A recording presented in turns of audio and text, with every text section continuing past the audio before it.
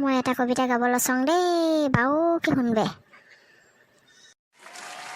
সোণোৱাল কছাৰী কথিত ভাষাৰ এটা কবিতা। আমাৰ গাঁৱৰ বিহু, বিহু আহিলে কিমান যে বাৰু লাগি, তিনিটা বিহুৱে পাতোঁ আমি। প্ৰথমতে ভোগালী বিহু পাতোঁ, যিমান যাৰ লাগিলেও বিহু উৎসৱ পালেহি বুলি সোনকালে উঠোঁ। এই বিহুত ওখকৈ এটা মেজি বনাংক, তাৰ ওচৰতে আৰু দুটা পোৱালি মেজি বনাংক। ৰাতি ভেলাঘৰ ৰুখ যাওঁ, আবৈয়ে বাকি দিয়া হালধীয়া ঝোলমত এবাটি খাই যাম। ভোজ ভাত খোৱা দিনা কিমান যে হাঁহ কুকুৰা দি মানুহে আশীৰ্বাদ লয়। ৰাতি কাবা জেউৱাই ডেখৰ ভাঙি নানলে জাতকে বাৰু নেলাগে, কিমান যে ধেমালি কৰোঁ। বহাগ বিহুটো আৰু বাৰু লাগে, ডিঙিত বাউপাজনীয়ে দিয়া গামোচাখন পিন্ধি লওঁ। ঘৰে ঘৰে গৈ চব ঘৰতে হুঁচৰি গাওঁ।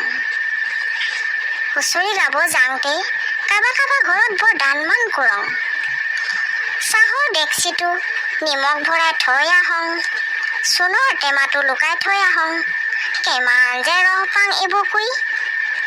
জীয়ৰী ছোৱালী থাকিলে মতন জঙাই হ'ব বুলি জোকাই থৈ আহোঁ। কাতি বিহু আমি নামঘৰতে পাতোঁ। বিহু দিনা গাঁৱৰ ডেকা বুঢ়া মানুহখিনিয়ে নামঘৰত আহব, আকাশ বন্তি বনাই থৈ যায়হি।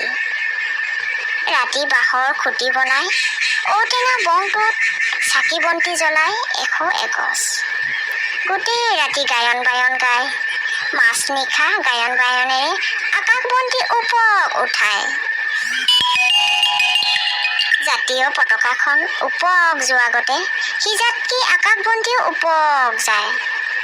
ওপৰত ঔটেঙা বংটো চাকি গছি জ্বলি থাকি কিমান যে বাৰু লাগে দেখব। এইভাগে আমি বিহু পাতংক। নমস্কাৰ।